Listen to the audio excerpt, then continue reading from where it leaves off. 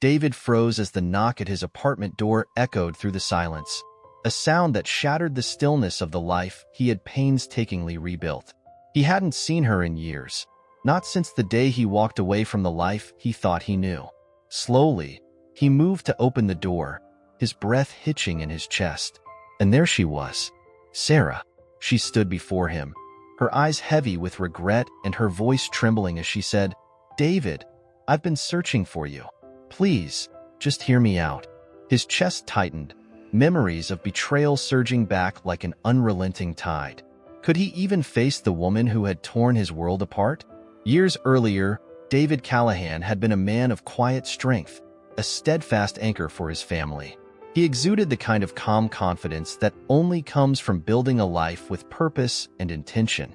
His mornings were a reflection of that, a serene rhythm of family routines that he cherished. The kitchen was his haven, where the laughter of his spirited son, Noah, and the bustling energy of his wife, Sarah, made life feel perfect. Sarah was the heart of their home, her presence warm and full of life. Her laughter was infectious, her movements graceful, and her humming a comforting melody that filled the space with an effortless joy. Noah, their young son, was a ball of boundless curiosity and laughter, a light in their lives that brought them closer together. But that picture-perfect life began to crack on an otherwise unremarkable morning. As David unfolded a document he had found, his curiosity was met with a growing unease. Bold letters at the top read DNA test results. The heading alone made his stomach clench, but he assumed it was a mistake, some sort of mix-up that didn't involve him. Then his eyes landed on the decisive line, paternity, negative. The words were a punch to the gut, stealing the breath from his lungs. Time slowed as his mind raced, struggling to grasp what he was seeing. The meaning was unmistakable. Noah Callahan was not his biological son. The kitchen, once filled with the warmth of family life, turned cold and foreign in an instant. The comforting hum of the coffee maker, Sarah's soft humming, even Noah's distant laughter, they all felt like cruel echoes of a reality that no longer existed. David's chest tightened under the weight of the revelation. He read the line over and over, hoping to find some mistake, but the truth remained unchanged. "Sarah," he whispered, the single word laden with disbelief and anguish. The scrape of his chair startled Sarah, who turned to him, her smile faltering as she caught sight of his expression. "David?" she asked, concern coloring her voice as she set the spatula down. He couldn't speak. He couldn't move. With trembling hands, he held the paper out to her. The silence that followed was heavy, a suffocating void filled with unspoken accusations. Sarah's eyes fell on the document, and her face paled as she read the damning words. Tears welled in her eyes as she stammered, "David, I can explain." The room tilted around him, the once familiar space now unrecognizable. David's heart pounded, anger and heartbreak warring within him. The life he had trusted and the love he had built were crumbling before his eyes. "What is this, Sarah?" he demanded, his voice breaking under the weight of his grief. "What have you done?" Sarah's words tumbled out, desperate and fragmented, a frantic attempt to salvage something from the ruins of their life. But David barely heard her. The trust that had anchored their marriage was gone, replaced by a chasm of betrayal. Even the laughter from the living room, the pure, innocent sound of Noah, felt tainted now, a haunting reminder of the lies that had unraveled their family. David's hands trembled as he set the paper down, his gaze locking on Sarah. He waited for an explanation, though he knew no words could ever make this right. His voice was low but sharp, cutting through the heavy air. "Explain this," he said, holding up the paper again. Sarah's face crumbled as she realized the enormity of the truth she could no longer hide. And so, the perfect life they had built began to shatter, each revelation a splinter in the fragile foundation of their love. What had once seemed unbreakable now hung in tatters, leaving David to face a truth he could neither escape nor ignore. David's voice broke the tense silence, trembling with disbelief and fury. "You're telling me my son isn't mine? Explain this, Sarah. Explain how long you've known, how long you've been lying to me."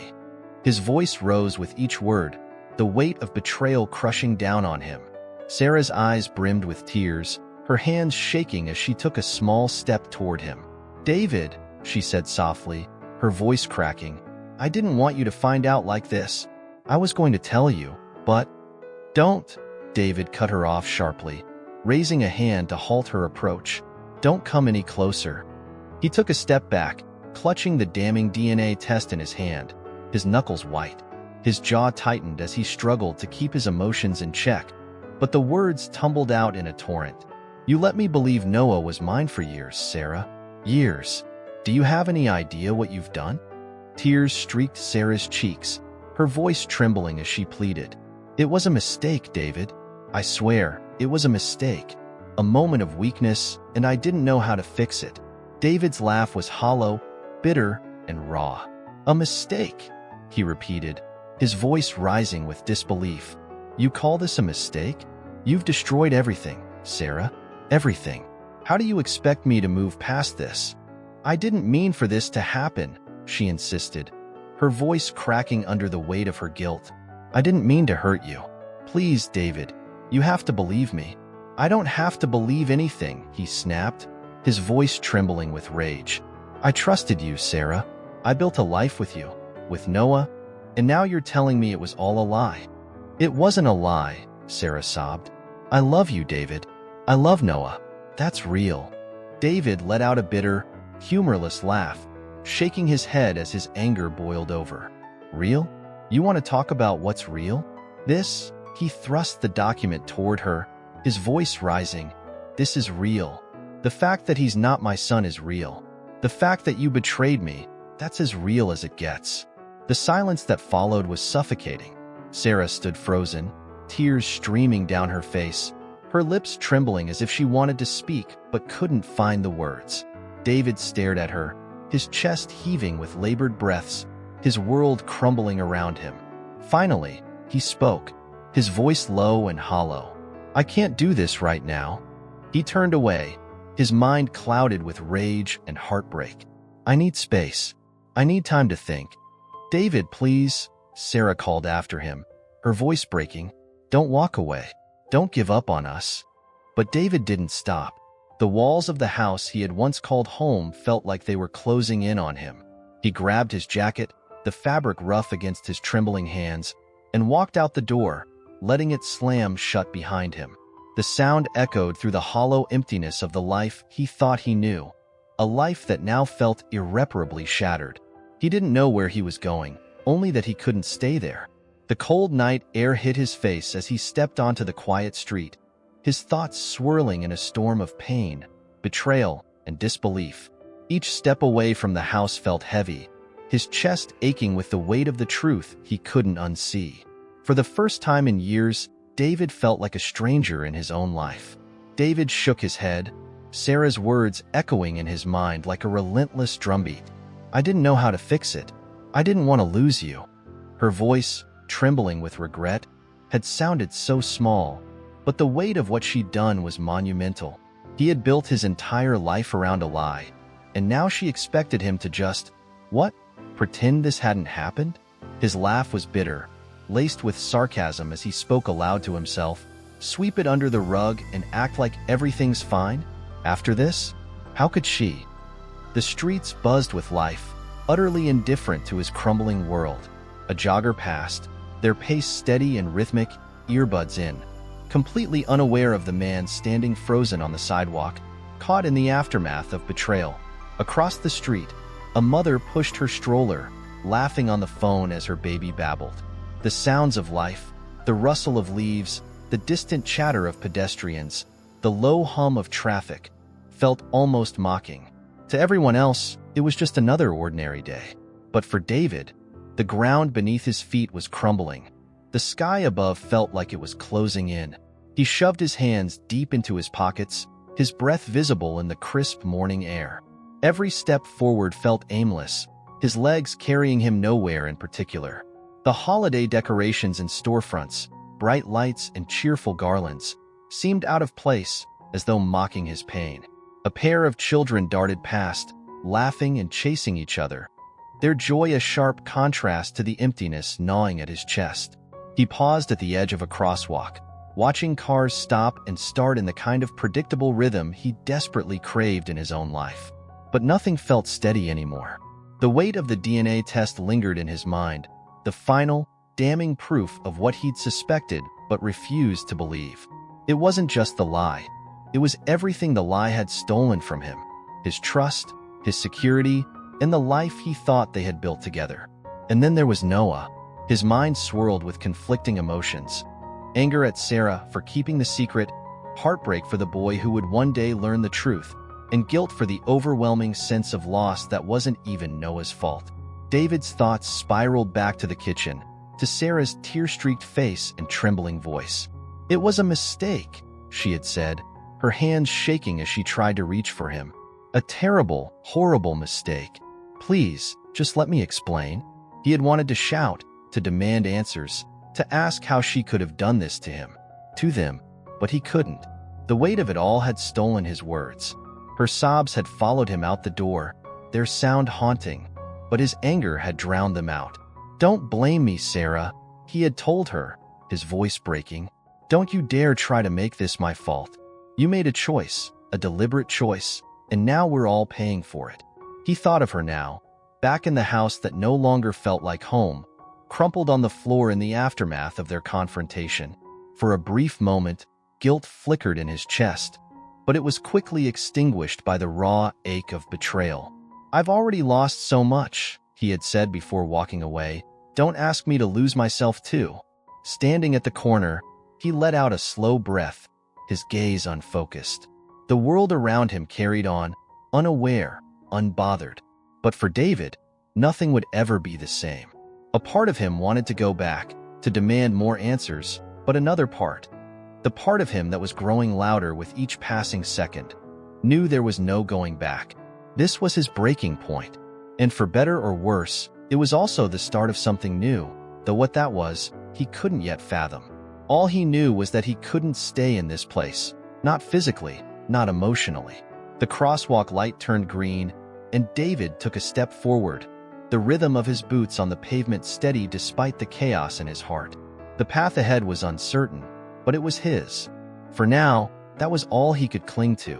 David sat in the oppressive silence of his apartment, the quiet wrapping around him like a suffocating blanket. The walls, bare and unwelcoming, seemed to close in with each passing second.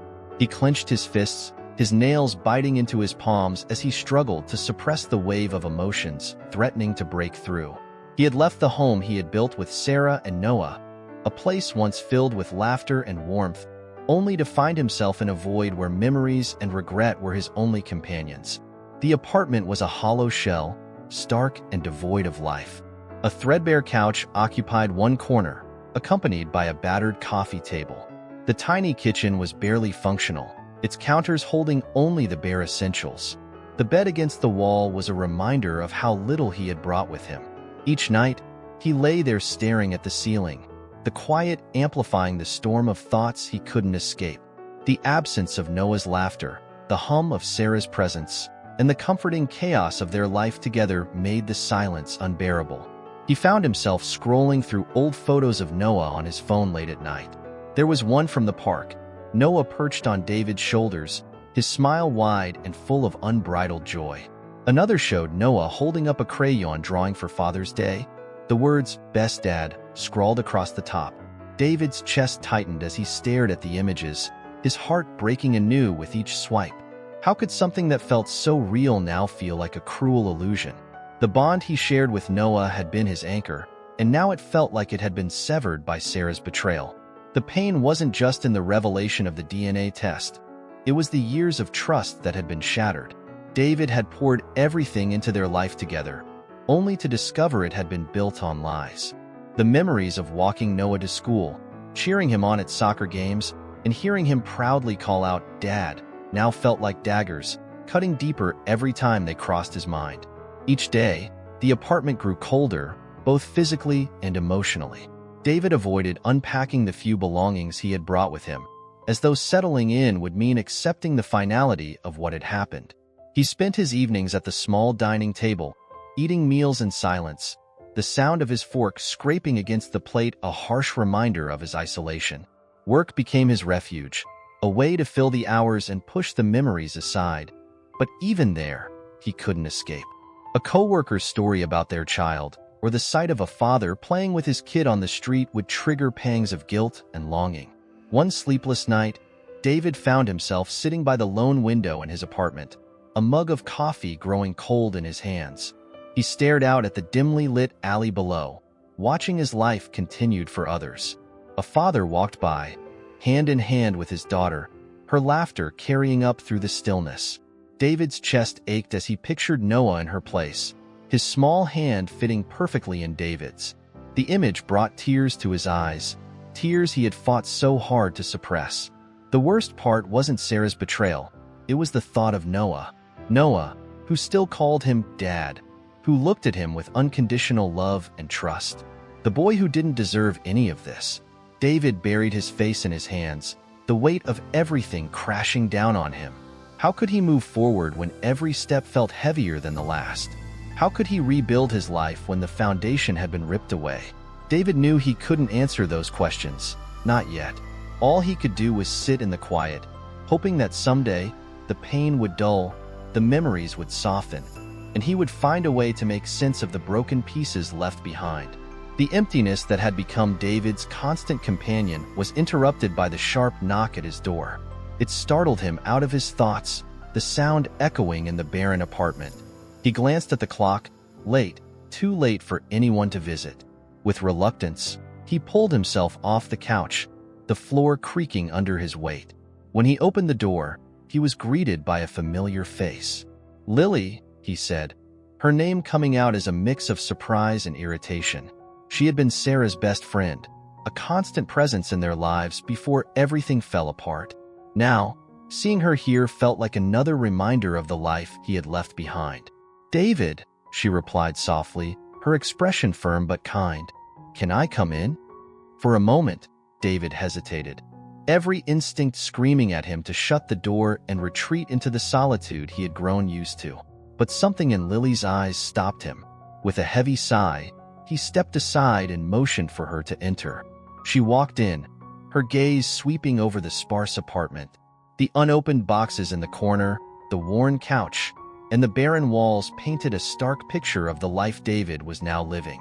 She didn't say anything, but her expression spoke volumes. "You didn't have to come," David muttered, crossing his arms. "I did," Lily said, taking a seat on the couch. Her tone was gentle but unwavering. "I couldn't just sit by and watch you fall apart, not when there's so much at stake." David scoffed, leaning against the wall. "What's at stake? Everything's already gone, Lily. My marriage, my trust, my family, everything." Lily shook her head, her voice calm yet firm. "Not everything, David. Noah's still here. He's still your son." David's chest tightened at the mention of Noah. He turned away, his jaw clenching. "Is he? He's not mine, Lily. Not by blood. And every time I think about it, it feels like my entire life has been a lie." Lily stood, closing the distance between them. "Noah doesn't care about blood, David. He cares about you. You're the one who's been there for him every single day. You've taught him, loved him, protected him. You are his father. Don't let your anger take that away from him." David shook his head, his voice raw. "You think it's that simple? You think I can just forget everything Sarah did? She lied to me, Lily. She let me believe Noah was mine for years. How do I move past that?" Lily placed a hand on his arm, grounding him. "I'm not asking you to forgive Sarah. That's your choice, and it'll take time. But don't let her mistakes ruin what you have with Noah. He's innocent in all of this, David. He needs you now more than ever." David's eyes glistened, his emotions threatening to spill over. "I don't even know where to start, Lily. Every time I look at him, I see the truth, and it hurts." "Then start with love," Lily said, her voice soft but resolute. "Start with the bond you already have with him. Noah doesn't see the truth the way you do. He sees his dad, the man who's always been there for him. Don't let your pain take that away from him, or from yourself." David sank onto the couch, burying his face in his hands. "I don't know if I can do it," he whispered. "You can," Lily assured him, sitting beside him. Because you love him. And love is stronger than anger, stronger than betrayal. It's the one thing that can help you both heal. For a long moment, David sat in silence, Lily's words echoing in his mind. He thought about Noah's laugh, the way his eyes lit up when David called him buddy, the way he always ran to him no matter what. Finally, he looked up at Lily, his voice quiet but resolute. I don't know if I can fix everything, but I'll try.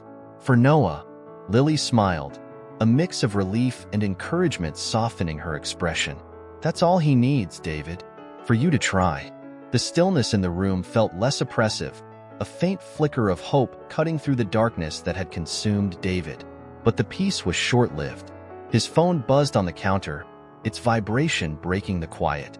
He glanced at the screen, expecting another work notification or something he could easily ignore. Instead, a name he hadn't seen in years stared back at him. Michael Harris. David's heart sank as he swiped to open the message. The words on the screen made his blood run cold. David, I know I'm the last person you want to hear from, but there's something you need to know. This has been weighing on me for a long time, and I can't stay silent anymore. It's about Noah.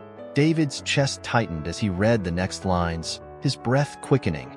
I've been involved in Noah's life more than you realize. He deserves the truth, and so do you. I know this will hurt, but I've always felt like I had to step back for his sake. Maybe it's time we. David stared across the room, his chest tightening as he saw Sarah and Michael together. The warmth and nostalgia of the alumni reunion suddenly turned cold, every sound around him muffled by the pounding of his own heart. Sarah's eyes widened when they met his, and she quickly looked away, guilt and discomfort evident in her stiff posture. Michael, on the other hand, remained calm and composed, his presence oozing the confidence that had always unnerved David. David's fists clenched at his sides, his knuckles whitening as he fought the wave of anger rising inside him. Memories of betrayal, lies, and heartbreak surged back, each one sharper than the last.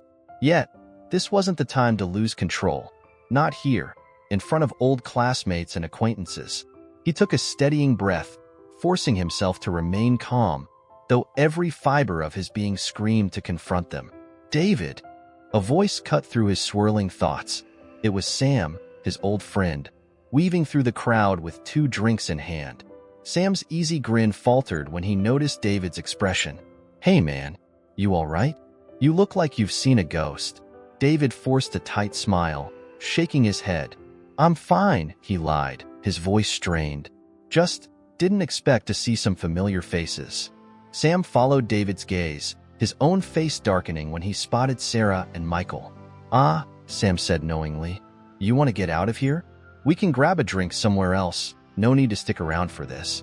David hesitated. Part of him wanted to leave, to avoid the confrontation he wasn't sure he was ready for. But another part of him, the part that had endured months of turmoil and heartache, refused to run. He couldn't keep avoiding them, couldn't keep letting their presence dictate his actions. No, David said, his voice firmer this time. I'm staying. Sam nodded, clapping a reassuring hand on David's shoulder. All right, but if you need backup, you know where to find me. As Sam moved away, David squared his shoulders and made his way toward the bar. Each step felt heavier than the last, but he didn't falter. Sarah noticed him first, her face paling as he approached. Michael turned, his expression remaining infuriatingly neutral. David, Sarah said softly, her voice trembling, I didn't think you'd be here. David stopped a few feet away, his gaze flickering between the two of them. Clearly, he replied, his tone sharp. But here we are. Michael stepped forward, his hands raised in a placating gesture. Look, David, this isn't the place. Don't, David cut him off, his voice low but firm. You don't get to decide where or when we have this conversation. Michael's calm facade cracked, a flicker of unease crossing his face. Sarah looked like she wanted to shrink into the floor, her fingers tightening around her glass. David took a step closer, his focus shifting solely to her. You said you wanted to fix things, David said, his voice laced with hurt and anger. But here you are, with him. How is this supposed to help? David, It's not what it looks like, Sarah stammered. Her words hurried and desperate. We were talking, that's all. Talking, David echoed bitterly. Right, because that's worked out so well in the past. Michael opened his mouth to speak, but David shot him a glare that silenced him instantly. You, David said, his voice dangerously calm, don't get to say anything. You've already done enough. The tension between the three of them was palpable, drawing the attention of a few nearby guests. Sarah glanced around nervously, her cheeks flushing with embarrassment. David, please, she whispered. Let's not do this here. David's jaw tightened, but he stepped back, giving her a curt nod. Fine, but this isn't over. With that, he turned and walked away, leaving Sarah and Michael standing there, their discomfort plain for everyone to see. He didn't look back, didn't stop until he was outside in the crisp night air. His breaths came in shallow gasps as he tried to calm the storm inside him. This wasn't just about them anymore. It was about Noah, about the future David was trying to rebuild. He couldn't let their presence derail him, couldn't let their choices define his life any longer. For Noah, for himself, he had to find a way to move forward. As David leaned against the cool brick wall of the hotel, staring up at the starlit sky, a single thought grounded him. He had survived their betrayal once. He could do it again, but this time, he would come out stronger. David's footsteps echoed across the nearly empty parking lot, the chill in the air biting against his skin but doing little to cool the storm raging inside him. His breath came in sharp bursts, the confrontation with Michael replaying in his mind like a broken record. Every word, every look, every implication cut deeper, reopening wounds that had barely begun to scab over. He clenched his fists, his nails biting into his palms as he paced, each step a futile attempt to shake off the weight pressing down on him. The image of Michael standing there, calm and composed, as if he had any right to dictate what was best for Noah, infuriated him. How dare he? How dare he claim to know what Noah needed when David had been the one there for every scraped knee, every bedtime story, every whispered fear in the dark. The audacity was staggering, and it only fueled the fire of David's anger. The door to the hotel creaked open behind him, and David tensed. He didn't need to turn around to know who it was. The sound of careful, hesitant footsteps was enough. Sarah's soft voice called out, trembling but determined. David, please, can we talk? He stopped pacing but didn't turn to face her. His hands were buried deep in his pockets, his shoulders tense as he stared out into the dark expanse of the parking lot. Talk? He said, his voice low and cold. What more is there to say, Sarah? Haven't you said enough? She took a step closer, her arms wrapped around herself as if to shield against the cold, or perhaps against the weight of her own guilt. I didn't want it to come to this, she said softly. I never wanted things to spiral out of control. David let out a bitter laugh, finally turning to face her. Spiral out of control? You mean the lies, the betrayal, the secrets? That didn't just happen, Sarah. You made choices that destroyed everything we had. Tears welled in her eyes, but David didn't waver. He wasn't in the mood for her remorse, no matter how genuine it might seem. You think this is just about me and you? He continued, his voice rising. This is about Noah. He's the one caught in the middle of this mess. He's the one who has to live with the fallout of your decisions. I know, Sarah said, her voice breaking. I know I've hurt him. I've hurt both of you. But David, we can't fix this by tearing each other apart. David shook his head, his anger giving way to exhaustion. Fix it? Sarah, there's no fixing this. There's no going back to the way things were. Every time I look at you, every time I think about Noah, I'm reminded of the lies. How do you expect me to move past that? Sarah stepped closer, her tears streaming freely now. Because of Noah, she said, her voice desperate. Because he needs us, David. He needs you. David stared at her for a long moment, his chest heaving as he struggled to contain the flood of emotions threatening to overtake him. I've always been there for him, he said finally, his voice quieter but no less intense. And I always will be. But this, he gestured between them, this is over, Sarah. Whatever we had, whatever we were, it's gone. Her sobs grew louder, but David didn't linger. He turned and walked away, his footsteps echoing in the empty lot. The cold night air wrapped around him as he made his way to his car, the weight of the evening settling on his shoulders. As he sat behind the wheel, staring at his reflection in the rearview mirror, he realized something. This wasn't just about anger or betrayal anymore.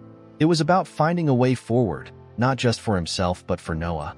He couldn't control the past, couldn't change what had happened, but he could choose how to move forward. He could choose to fight for what mattered most. Driving away from the hotel, David felt a flicker of something he hadn't felt in a long time: resolve. He didn't have all the answers, and the road ahead wouldn't be easy. But for Noah, for the boy who still called him Dad, he would find a way.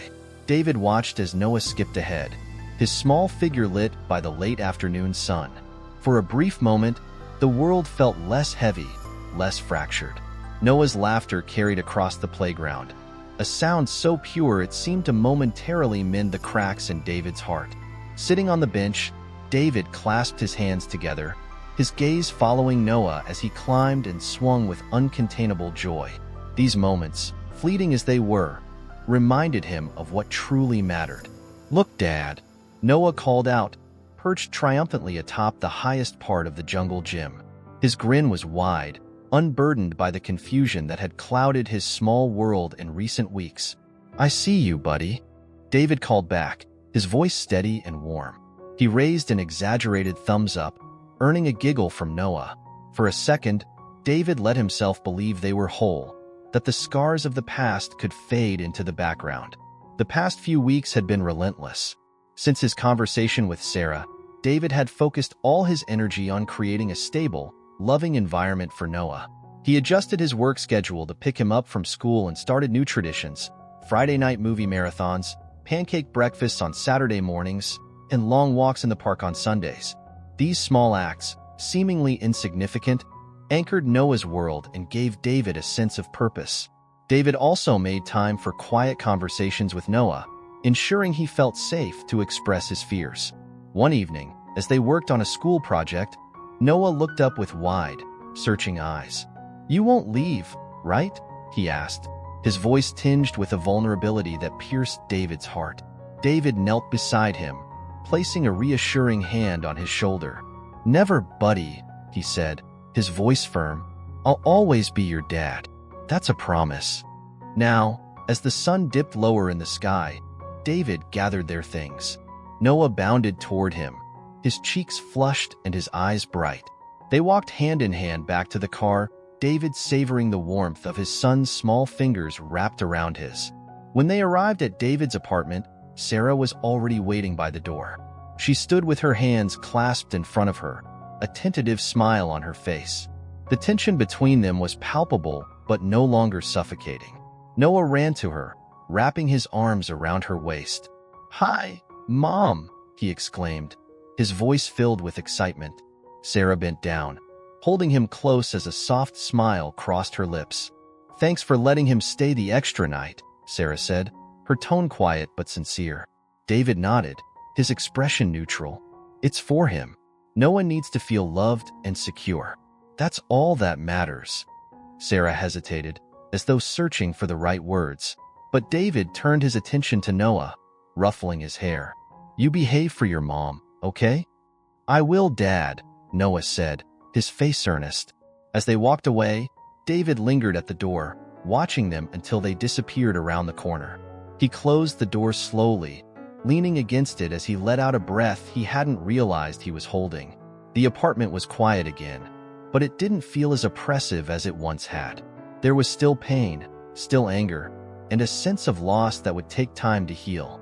But for the first time, David felt a faint glimmer of hope. He couldn't erase the past, nor could he rebuild what had been shattered, but he could create something new, something stronger, grounded in the bond he shared with Noah.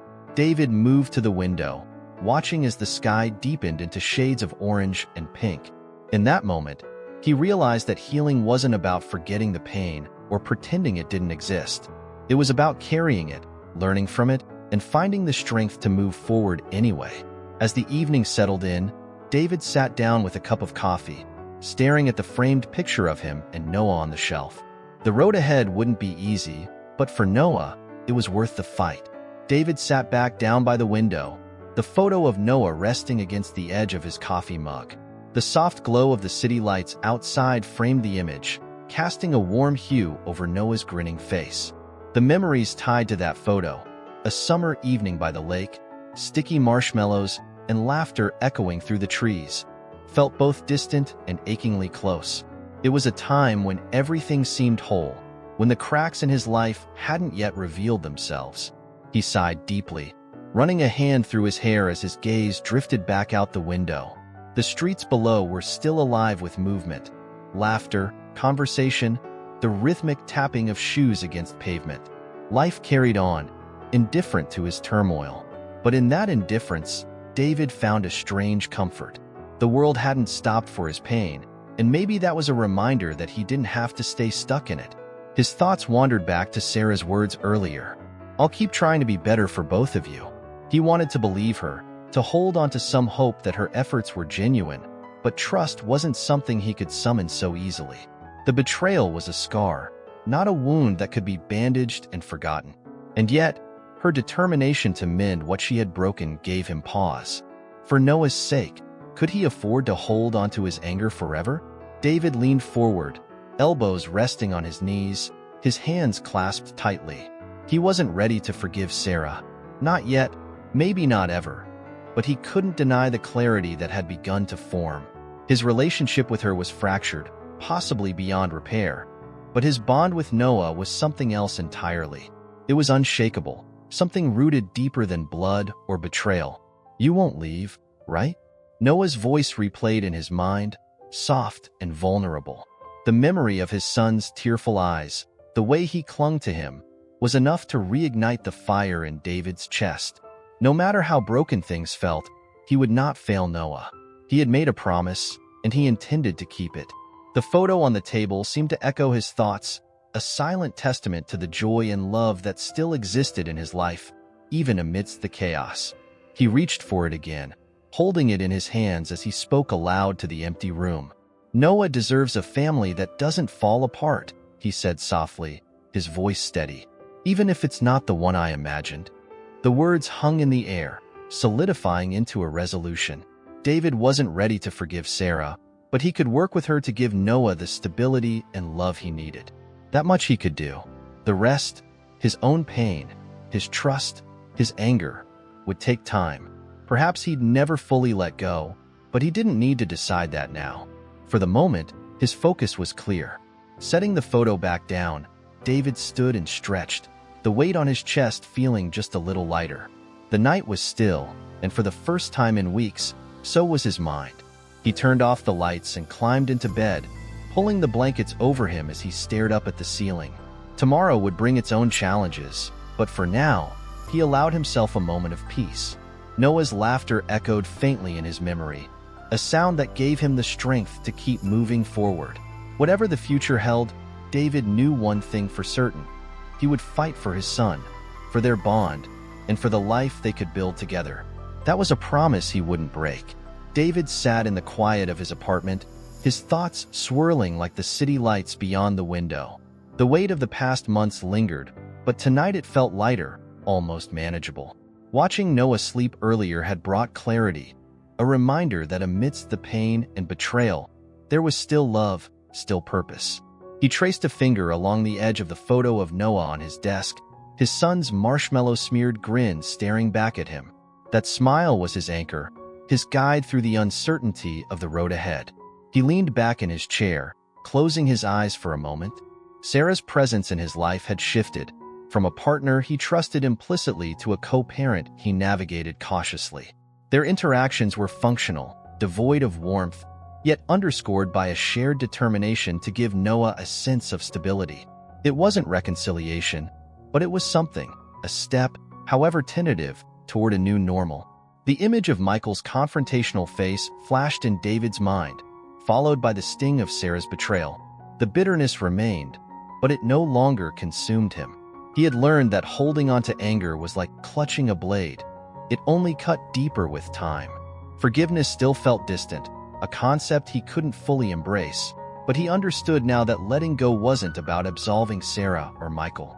It was about freeing himself, about creating space for the love and peace Noah deserved. As he stared at the photo once more, David thought of the journey ahead. Co-parenting wouldn't be easy.